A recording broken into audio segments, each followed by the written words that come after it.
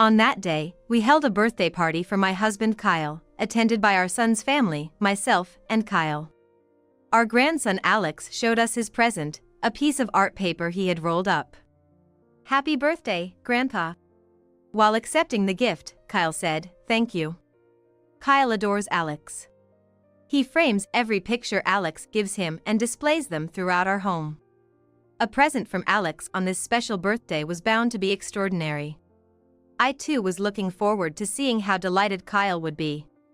Kyle smiled lovingly and began to carefully and slowly unwrap the present. But the moment he saw the drawing, he crumpled it up and threw it away. "What the?" I exclaimed, quickly picking it up and smoothing out the crumpled drawing.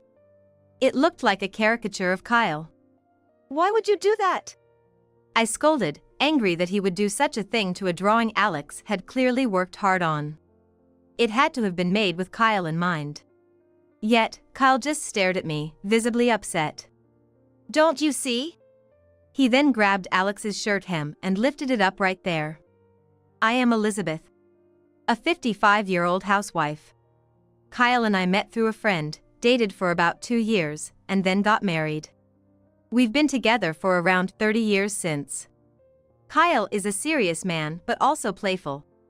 Like a big kid who laughs and eats heartily, and when necessary, shows proper anger. That hasn't changed. When I pulled out an old photo album for the first time in a while, I found a picture of our son Sean when he was a baby. Looking at the baby photo, I remembered Kyle's words. "Let's name him Sean."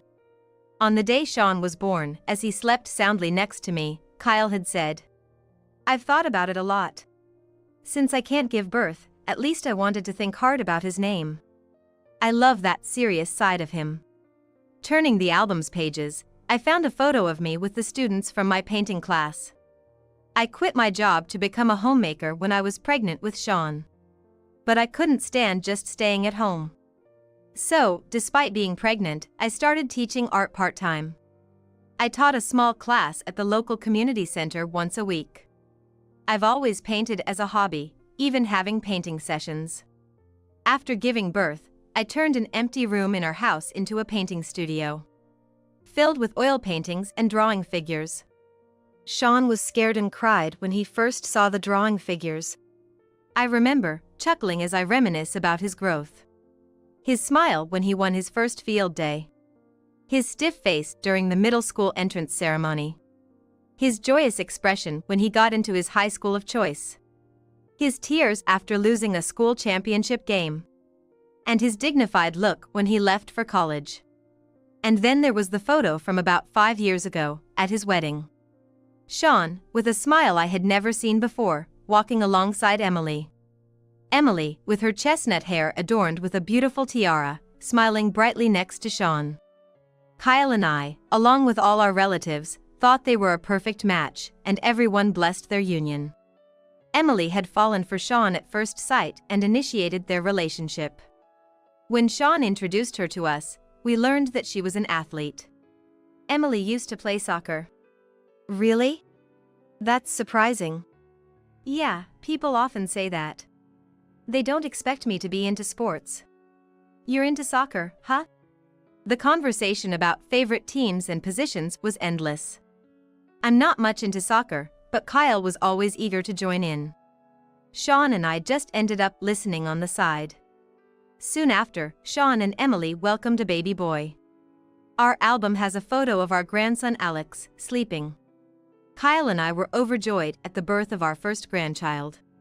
After discussing it with Emily, Sean bought a house and moved out of their rental property. We met Alex for the first time when we visited their new home.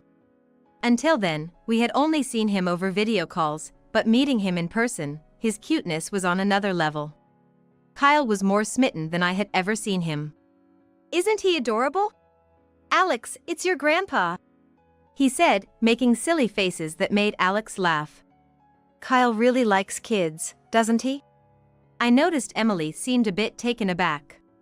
Once Alex started going to preschool, Emily also started working again. Their house was about an hour's drive from ours. On days when there was no preschool, they would bring Alex to us. "Thanks for your support." Emily said, dressed impeccably in her business suit and makeup. Don't mention it. Kyle loves spending time with him. Hey, Alex! What do you want to play today? Look, Alex, Grandpa's going to play with you. Don't hide, come on out. I coaxed him from behind Emily. Initially shy, Alex gradually warmed up to Kyle's playful nature. He wandered around the house, curiously looking around. When Kyle briefly looked away, Alex sneaked into the painting studio. That day, my students were starting to gather.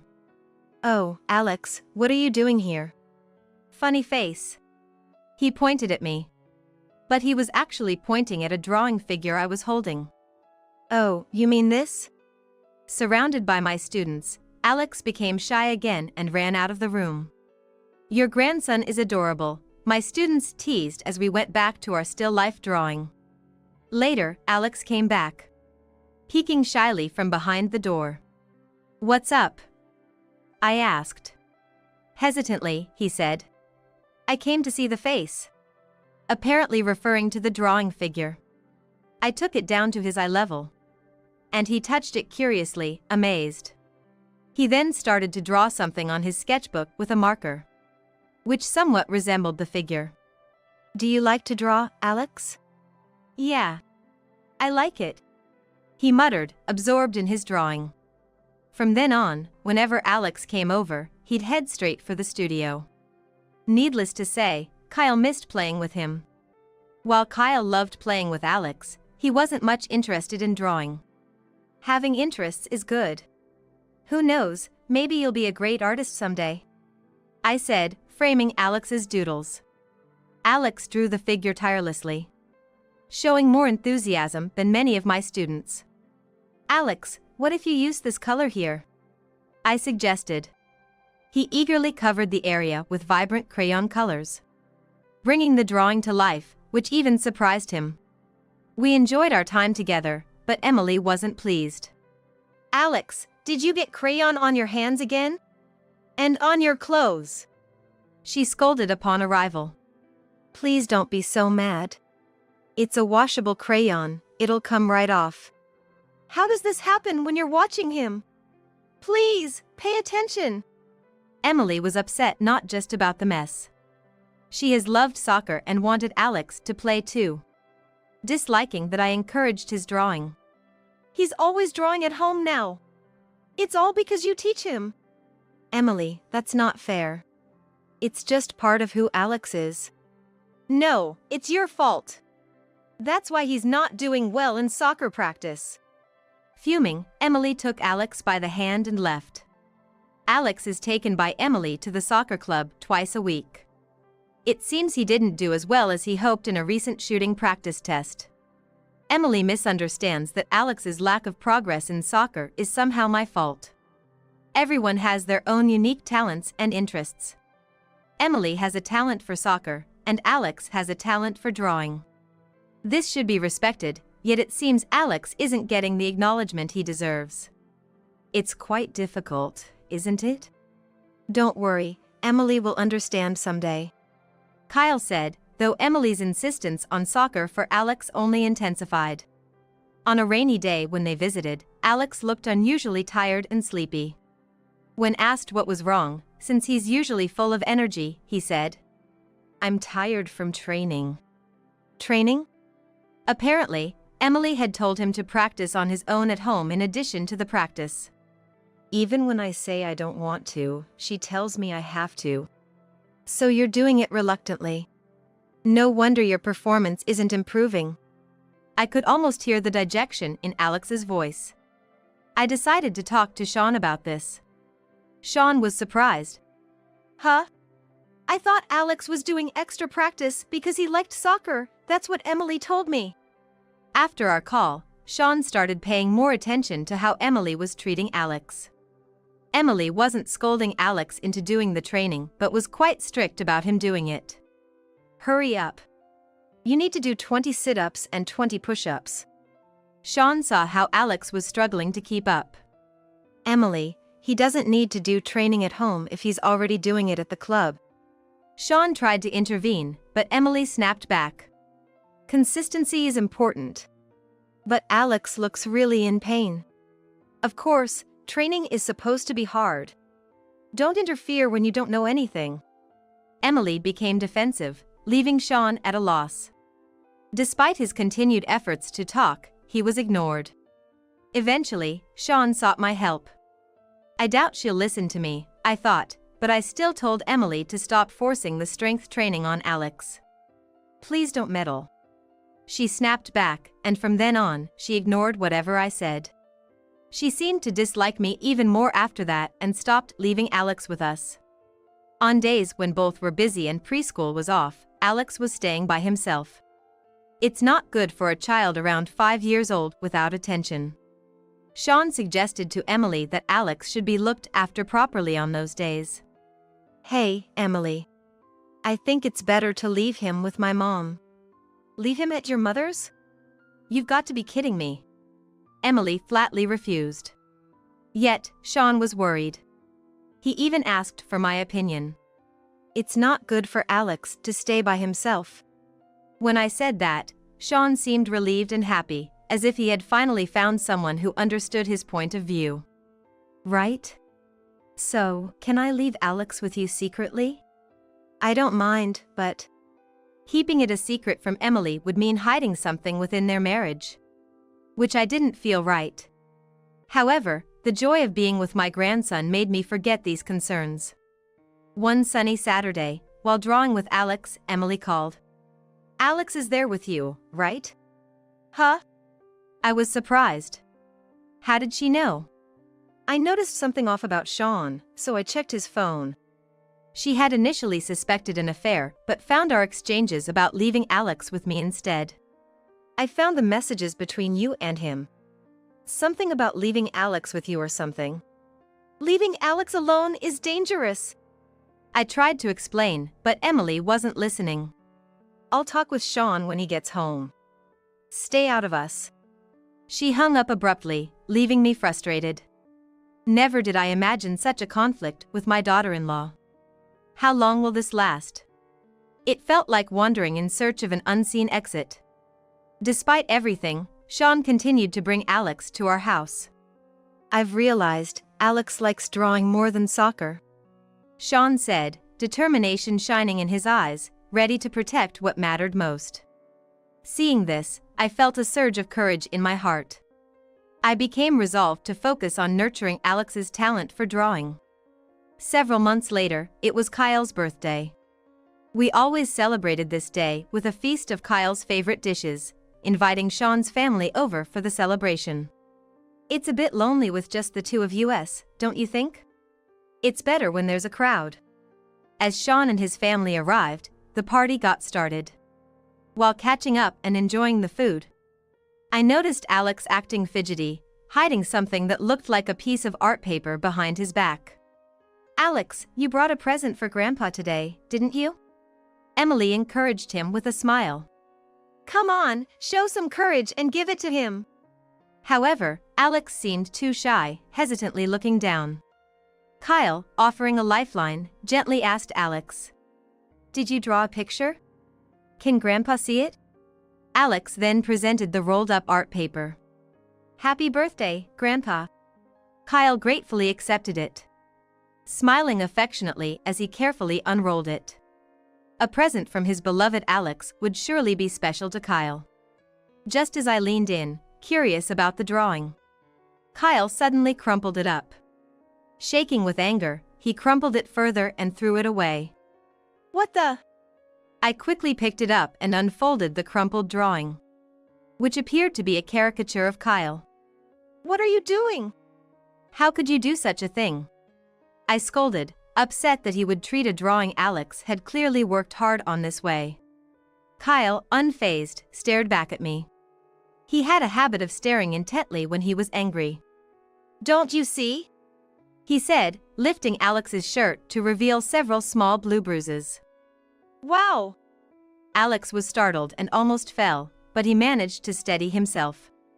Under the lifted shirt, there were several small blue bruises. What? What's this? I looked at Kyle, who gestured with his chin towards the paper. The drawing was indeed a caricature of Kyle, but upon closer inspection, the moles and the shape of the nose were slightly off. The figure in the drawing also had blue spots on its body. And in a corner of the paper, the words "Help me" were written in small letters. A horrible realization dawned on me. The blue spots might represent bruises on Alex's body, suggesting someone was harming him. Kyle nodded gravely, sharing my suspicion. Someone was hurting his grandson. Kyle had crumpled the drawing in anger, sensing the danger to Alex. How could this happen? Kyle trembled with rage. Sean, puzzled, asked, Dad, Mom? What's going on? When Sean saw Alex's bruised appearance, he gasped in shock. Alex! What happened to you? I must have looked pale, feeling sick to my stomach as I showed Sean the drawing. Sean exclaimed, "This isn't Dad." What's going on? Tell us the truth. Alex burst into tears. Emily rushed over to protect him. Stop it. These bruises are from soccer practice. Liar, Mom. For the first time, Alex rejected Emily, breaking free from her grasp. You and the coach harassed me. Sean, Kyle, and I were all in disbelief. I didn't even know the person in the drawing. Mom made me draw it. Alex cried out again. And Emily stammered in panic. As Alex revealed everything one by one, the truth slowly came to light. Emily had instructed him to draw a caricature of Grandpa for the birthday party.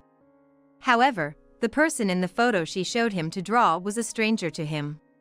Despite his refusal, she insisted he draw this man, telling him it was his new grandpa and ordered him to present it to Kyle at the birthday party. After hearing everything, the gaze of me, Kyle, and Sean immediately fell on Emily, all seeking an explanation. Realizing she was outnumbered and that everyone was on Alex's side, Emily sighed as if resigning herself. I found someone to become Alex's new father. I wanted him to accept him as his dad. Are you saying you are cheating? We had already decided to be together, she said with a sinister smile. Emily confessed she hated that Elizabeth and Kyle were so close to Alex, feeling as if Alex was being taken from her. You two dote on him so much. I thought you'd be hurt if he rejected you. She planned to brainwash Alex into accepting her new boyfriend as his father and wanted to hurt us by making Alex reject us. If Alex rejected us himself, she could blame it all on him and use it as a reason for divorce. However, Alex didn't accept her boyfriend as much as Emily had hoped, which was unexpected for her. So, the plan failed. Really, such a useless child. She scorned Alex with a look of disgust and stormed out saying, I don't need any of you. Only Sean chased after her. Emily, wait! What do you mean be together with your boyfriend? But a few minutes later, Sean returned, dejected. Emily had caught a passing taxi and left. A text came to Sean's phone saying, I'm going back to my parents' house, which made him return. Then, let's contact her parents and ask them to keep an eye on Emily, Kyle suggested, to which Sean nodded in agreement. A few days later, on an unseasonably warm day, they called Emily home for a talk. Elizabeth, Kyle, Sean, and Emily gathered in the living room. Look at this, Sean said, throwing an envelope filled with documents on the table. It was a report from a private investigator hired by Sean to look into Emily's activities. Since Alex started attending the soccer club, Emily's appearance began to change subtly. Initially, it wasn't a concern, but her frequent visits to beauty salons and changes in makeup raised suspicions. The conclusive evidence was the interaction on her smartphone with a man who was neither a friend nor an acquaintance. Shaking because of the messages filled with "want to see you again, I love you," Sean said with a cold demeanor. When they checked the results, it turned out the other party was a male coach from the soccer club. Emily quietly stared at it, making no attempt to hide it. I was planning to tell you after Dad's birthday party, Sean said, his calm tone masking a quiet anger similar to Kyle's. I regret not bringing it up sooner. Emily said nothing. After she ran away, they took Alex to the hospital to get his bruises checked. Both blue and red bruises were found, and Alex mentioned they were painful. The doctor suggested they might have been caused by regular hitting. Was he hit every time at the club? Or by Emily during his home practice sessions? Alex kept his mouth shut tight, not saying anything. Emily, were you silencing him? I would never do that. To think you were bullying Alex while finding yourself a lover, I'm disappointed. I just wanted some relief, so. Don't joke about this. Sean rebuked her, leaving her to slump powerlessly before handing her a green paper. We're getting a divorce. Sign this and leave quickly. Fine by me. Emily quickly signed her name without hesitation. Just then, they heard a car stop outside. Emily looked puzzled, but when I let them into the house, her expression froze. Why? How come Dad and Mom are here? We've arranged for your parents to take you. They told her before she was practically dragged out by her parents, leaving only the sound of the car driving away. The next day, Sean filed their divorce, and the divorce process started. He sought a lawyer's help through an acquaintance. Emily, whose affair had become public knowledge at her workplace, resigned due to the discomfort. The fact that the coach had an affair with a student's mother spread, leading to his dismissal from the soccer club, a significant institution locally, causing rumors to spread among the club and parents. The former coach became unemployed, living off Emily, who started working hard in various jobs, including as a supermarket clerk. Occasionally, she would send messages asking to see Alex, which Sean and I decided to ignore. A restraining order was placed against her from approaching Alex. For the next half year, at least, there won't be any responses. Sean sold the house and moved in with Alex. Now, Alex lives with us, Elizabeth and Kyle.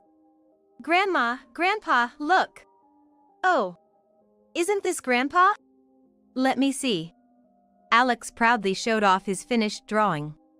A smiling Kyle depicted vividly, including the mole and nose shape. You've done a great job.